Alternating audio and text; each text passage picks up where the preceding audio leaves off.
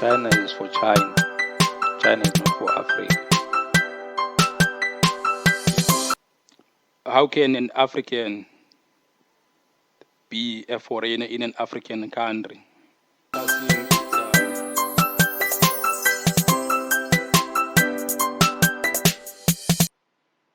To gain mentality, we need to let go of the influence of the West, who were still colonized under white supremacists. Yo, all right. Welcome to FKU Africa Podcast. This is your host, Maneza F8. I'm coming to you here in my studio in Worcester, man. So, yeah, we are having a good day this side. I hope everyone, wherever you are all doing good. I hope you did enjoy the previous episode 30. Watch out, we are trying now to get to 50. The goal is to get to 50. I promised you on other episode that I will give you 2 episodes per week, but it has been said that I will only give episodes per 2 per week if I'm getting at least 100 views per episode. So at least now I'm getting to that 100. My previous one was in 50 something. The other one was in close to 80. So I will only give you 2 episodes per week if I'm getting the right amount of numbers when it comes to viewers and also subscribers. So if you came in and watched this episode, make sure that you do subscribe and hit that alert button there so that you can get more episodes as they come, because this is a really good content that I'm bringing you. I'm spending a lot of time researching, reading about whatever I'm talking about. I'm going to talk about a person. I read about a person. I read their books. If I'm going to talk about the country, I read about the country. I read about whatever is going on. So, without further ado, let me get to the topic of today. Today, we're going to be talking about EndSARS now. The hashtag EndSARS now, it came about when the people in Nigeria got into the streets and start protesting against the group of police called SARS, a special anti-robbery squad that was formed years ago in Nigeria. So the purpose of that squad was to track robbers and try to anticipate people who are robbers in the city of Lagos, Abuja, and other big cities. So what it ended up being a police brutality. Protests across the country started after a video circulated last week. It reportedly showed members of the Special Anti-Robbery Squad, or SARS, fatally shooting a man and then driving off in his car. This protest is being largely driven by young people. They say that they bear the brunt of the brutality of this specialist police unit. The hashtag EndSARS trended worldwide on social media for days, with celebrities across the world of sport and entertainment getting in on the act. Celebrities like Kanye West have joined in the recent protests, calling for an end to SARS. Stop killing our boyfriends, stop killing our children. End SARS now, today, not tomorrow. End SARS. Because they were not even wearing uniforms and stuff. They were just wandering around people like secret agents and start kicking people up, torturing people, trying to get the information. So many incidents were recorded. Many incidents of police asking for bribes and stuff were recorded. People have the recordings of those situations. So some of the things that people were stopped for in some of the illegal stop and goes that they were doing, they would set up a roadblock and just pull you aside. So if you were wearing nice flashy clothes, nice brands, they would arrest you. They would literally arrest you. If you don't believe me, ask someone who's in Nigeria. They would arrest you. If you're having an iPhone would arrest you for that iPhone and try to get the information of how did you get about owning this iPhone. How do you get money to buy these flashy clothes you are wearing? How, like clothes like Gucci, all these brand Armani, all these brands from Italy and America. If you're wearing those kind of flashy clothes, they would arrest you. They would suspect that you are making your money illegal, because that's how uh, our brothers who are in the police have less faith in us as Africans, that you cannot afford to buy yourself an iPhone. You cannot afford to buy yourself a Gucci. Whereas Nigeria is a number one in a GDP in Africa. But they don't trust that brothers from that side can buy themselves those clothes. So they would arrest you and try to interrogate you, and if they turn out that you buy these clothes in your own, you buy this iPhone on your own, they would release you. Because, like, for real, most of the robbers, most of the criminals, they don't go around having iPhones. Especially Nigerian criminals, they are very sophisticated, they're very much educated. They know that iPhone is being tracked all over. iPhone is easily tracked. They can track all your movement and stuff. They want phones that they can control. They want flip phones. They want these phones that you don't have much control over. So that's how stupid those police they were. So in doing that, that was not a fully innocent and free transition of taking you to the police. They would be beating you up because you don't even know what you were being arrested for. You will be asking questions, right? Because if I'm getting arrested, I'm sure gonna ask, why are you arresting me? Why are you harassing me? What's the problem? There wouldn't be a specific answer like why, because you're wearing flashy clothes. What's that? So they would be getting agitated and start beating up people for no reason, man.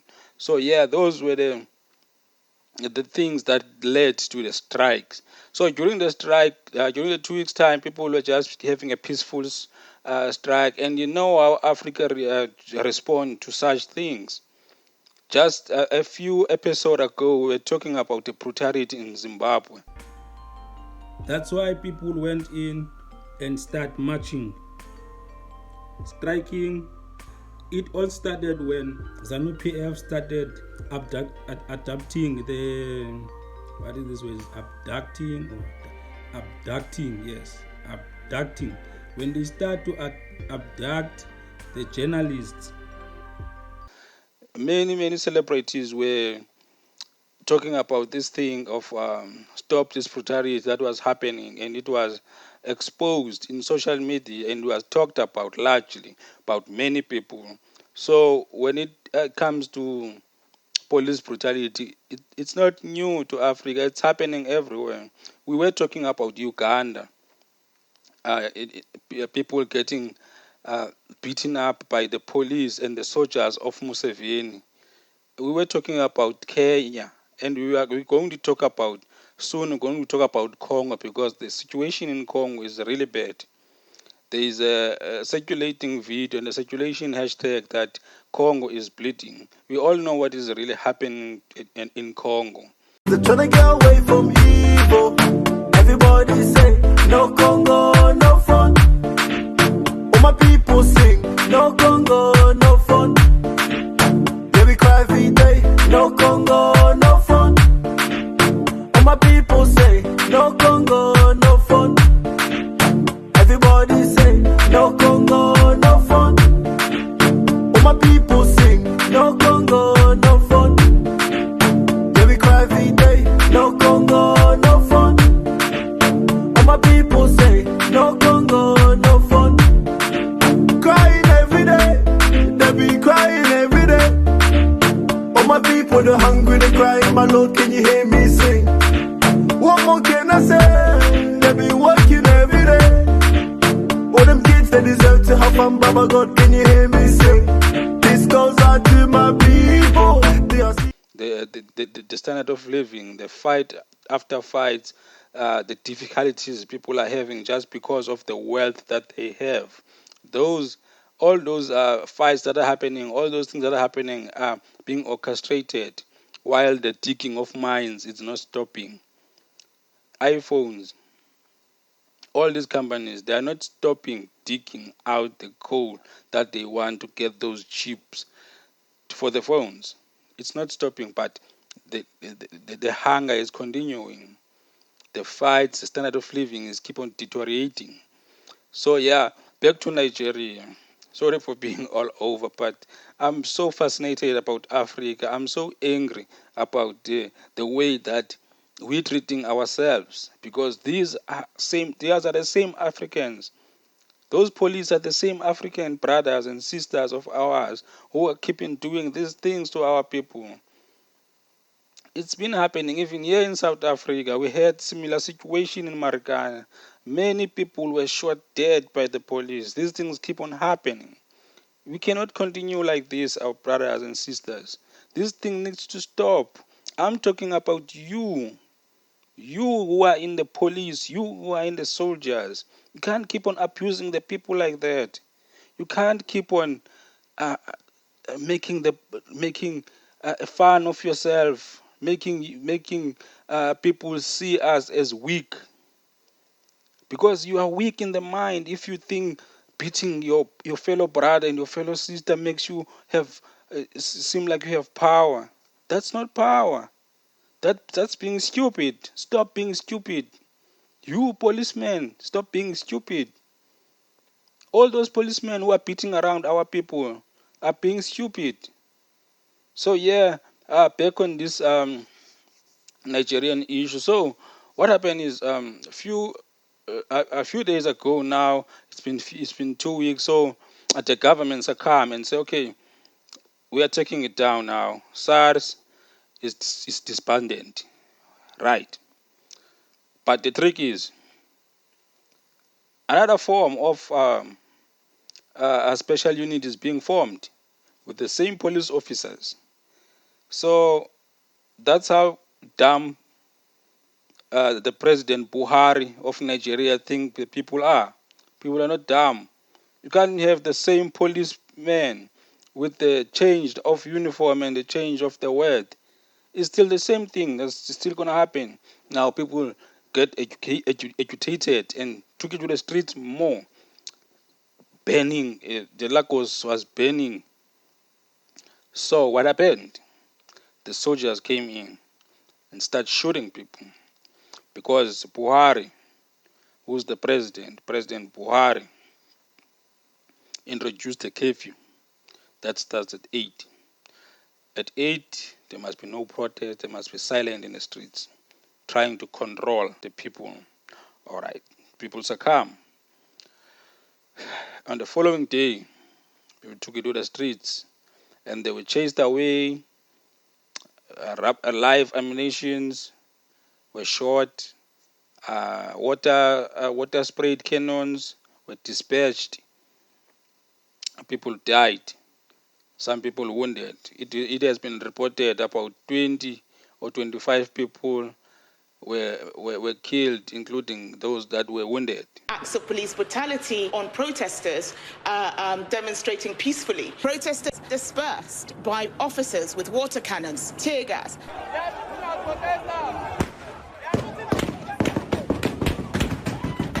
Live ammunition was used to disperse protesters against police brutality. What is paramount to us is law and order. There must be. So it's really sad to see that people are dying on the hands of our brothers. It's really sad to see that our people would be capable of killing each other. It's the same situation that is happening. We are trying by all means to fight and voice out. It's the same situation that is happening in America. Now it's happening in Africa. But now here it's worse because it's done by our brothers. It's done by black people. Black people are killing each other here in Africa. And what are we going to do? We're going to get to the streets. We're going to march, because that's what we are conditioned to do, to march. So the next thing that is going to follow, people are going to form their own armies, because people are owning a lot of guns. People are going to start forming their own army and fight back. This is what happens to other countries. This is what just happened to, what is this country that has bombed the state property and stuff in, I think it's Belarus or something. Just, I think if a month or a few months ago, they bombed down, and then the president stepped down. So people are capable of doing these things. People are capable of fighting for themselves. But I don't want it to get to that. Our brothers that are in power, they must think before they act. They must know what they are doing. They are doing to their same brothers, to their mothers, to their sons and daughters. While we are kicking someone in that is down, trying to chase them away, to show up, to show that you have power, that you are in charge, that same person is your blood. It's your blood. You are killing your blood. We must start to think as Africans. These things will haunt us. Those are countries that are in the West, America, China, Europe. They are making fun of us because we are treating ourselves as monkeys. We are not different from the monkeys or chimpanzee. We are not acting differently. But that's what they do to each other. That's what monkeys do to each other. All day and night. They are killing each other. They are chasing each other away. They cannot be civilized. So I think we are people. We can be civilized. But our government is proving it wrong. Once again, it's proving wrong. It's proving that we cannot really be safe. We cannot really be secured in this country, in this continent of ours, which is Africa, which I love dearly. So wherever you are, you must know that situation in Nigeria is real. Situation in Nigeria is real. If you see a hashtag that says EndSARS, you must know that it talks to those people that died for that cause. That people are being abused by the police in Nigeria. We say as FKU Africa podcast, stop killing our brothers. Nigeria, stop killing our brothers. We call out the support of Nigeria in these hard times. If you are a prayer, please pray to whoever you are praying to. If you are a spiritual person, please use your time to meditate and talk to your inner self and send your positive vibes to Nigeria. Send your positive spirits to Nigerian people who are in despair in these hard times. So it's really sad. It's really sad for me to be talking to you right now, wherever you are, knowing that people are in the streets there, they are dying, and they are dying for this cause. We fought off the oppression. Now we have to fight our own people to be liberated. What is it that we were fighting for if we are still going to be subjected to the same misery that we were back in the days? So it's really sad for me to come and talk to you about these things. I want to talk about successes of Africa. I want to talk about good things that are happening in Africa. But it's hard for me to talk about these things while there's so much bad that is happening, so much bad that is going on, so much evil that is going on, that is done by our own African brothers. So yeah, getting really emotional about these things. I'm getting really emotional. I hope I'm reaching more people, because more people, they don't know about these things. Please share this video. People, they don't know what is really happening. If you are watching, please share. Make sure that other people are getting this information as well. And please make sure that you subscribe so that we will reach more people. And it's important for us to have more numbers so that more people will know what is really happening. Because this channel is not for enjoyment. It's for serious stuff. That's why the numbers are not really growing. Because people are attracted to gossip. People are attracted to stuff that are meaningless. Real content, it's very hard for people to gravitate to real content. But for you who are listening in every episode, I bow to you, because you know the value of this knowledge. You know the value of knowing what is happening around you. We will not get peace until Africa is one. Imagine if Africa was borderless, Africa was one. That situation in Nigeria was never going to happen. With over a billion people, how can a government think that is going to abuse people like that? They were not going to succeed. So let's fight. Let's keep on fighting wherever you are. Let's keep on fighting for this borderless Africa. It starts with you.